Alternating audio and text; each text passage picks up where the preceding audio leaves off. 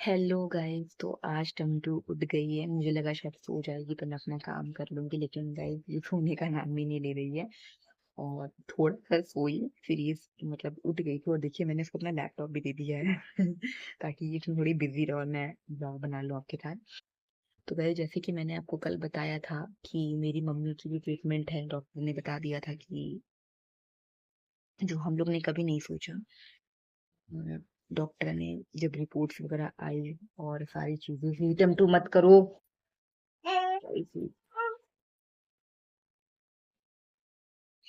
जब रिपोर्ट्स वगैरह आई सारी चीजें हुई तो फिर मतलब नॉर्मली हम लोग को पता चला कि जो हम लोग कभी नहीं सोचे थे, पता चला कि मम्मी को हंटिंगटन की प्रॉब्लम है। टंटू साइड हटो। हम लोग को पता चला कि हंटिंगटन की प्रॉब्लम है। और फिर पापा ट्रीटमेंट शुरू कर दिए। जैसे कि पापा मतलब दिल्ली वैली में भी दिखाए, प्रॉपर वहां जा तो नहीं पाए लेकिन काफी चीजें पता चल गई। और यहाँ हम लोग दीपिका जोशी को दिखा रहे थे, उन्होंने क्लियर कर दिया कि हम इंटर वाली प्रॉब्लम है जो शायद कभी सही हो ही नहीं सकती।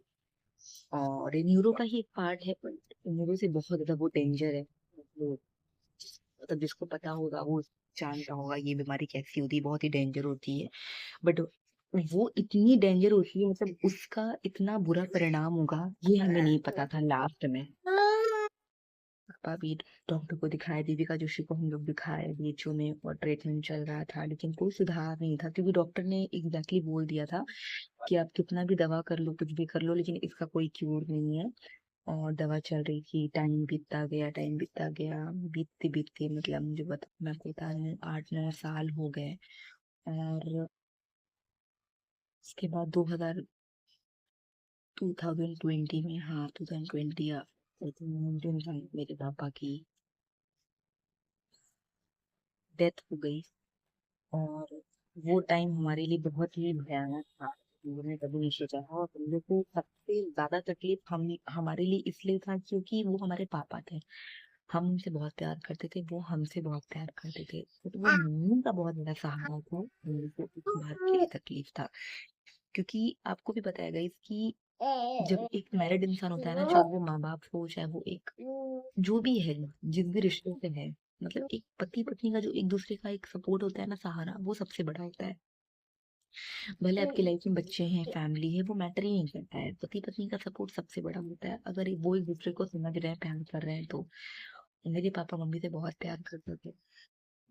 2000 आई थिंक 19 में मेरे पापा चले गए हम लोग को छोड़ के। आई थिंक वो दृश्य मैं आपको बता भी नहीं सकती हूँ, बहुत ही बुरा था। काफी टाइम लगा हमें मूव ऑन होने में। मूव ऑन तो इंसान कभी नहीं होता। माँ बाप को लेके आज भी हम उनको याद करते हैं तो रोते हैं, वो हमारे दिल में है। और पापा चले गए और मम्मी की कंडीशन और खराब हो गई। मम्मी रह ही नहीं पा रही थी पापा के बिना। मेरी मम्मी आई थिंक मुझे लगता है 1.5-2 साल तक वो तो हंसी ही नहीं, उनके चेहरे पे मुस्कान ही नहीं आई। इवन जब तक मेरे पापा नहीं थे ना, जब तक मेरी मम्मी की डेथ नहीं हो गई, तब तक मेरी मम्मी के चेहरे पे मुस्कान नहीं आई। लेकिन हाँ, हमारी वजह से मम्मी थोड़ा हंसती थी। छोटी वाली बहन हॉस्टल थी, भाई घर पे ही था क्योंकि वो 10th 11th का उसका था, क्लास था। हमारा ग्रेजुएशन चल रहा था, दीदी ने एमएससी में एडमिशन ले लिया था, बहुत रिस्पॉन्सिबिलिटी आ गई थी। फैमिली हमें अच्छी मिली थी, बड़े पापा बड़ी मम्मी का सपोर्ट मिला था, सबका सपोर्ट मिला, पापा दादी का, तो फैमिली अच्छी मिली हमें।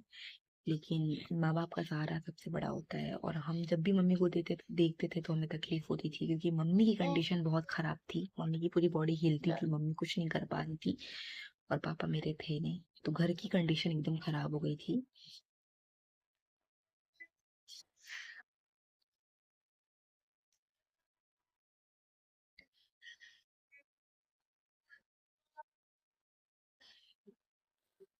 और गाइस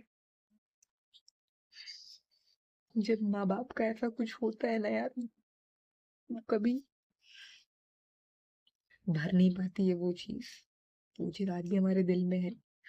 पापा चले गए, मम्मी को हम लोग ने संभाला और बहुत ही प्यार से संभाला, एक बच्चे की तरह उनको ट्रीट किया हम चारों भाई बहनों ने। मेरी बहन तो हॉस्टल रह रही थी। धीरे धीरे टाइम बीतता गया, दीदी की शादी हो गई, उसके 6 मंथ बाद मेरी शादी हो गई। हम अपनी अपनी लाइफ में बिजी हो गए। भाई था, छोटी बहन थी, पापा थे। दादी की डेथ हो गई थी। बड़ी वाली बहन की शादी के 6 महीने बाद हमारी दादी की डेथ हो गई। 6 7 महीने बाद मेरी शादी हो गई। उसके बाद गए, सॉरी मैं इमोशनल हो गई यार, सॉरी सॉरी, हो जाता है यार, इंसान ही है, बच्चे हैं हम।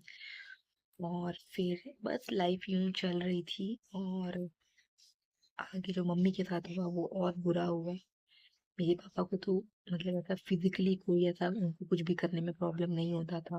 वो जो भी गए अपने ऊपर डिपेंड होके गए, लेकिन मम्मी की कंडीशन बहुत खराब हो गई, जो हम लोग ने कभी नहीं सोचा था। और guys, at the end mummy का कैसे क्या हुआ, उनकी कैसे डेथ हुई, हम लोग ने उनको कैसे टेक केयर किया, संभाला। मैं मम्मी की वीडियोस भी आप लोग को दिखाऊंगी कि मेरी मम्मी कैसे थी और कैसे उनकी कंडीशन हो गई थी, मैं सब दिखाऊंगी। तो गाइस, आज की ब्लॉग के लिए सिर्फ इतना। और बस अपना प्यार बना के रखिए, माँ बाप की सेवा कीजिए।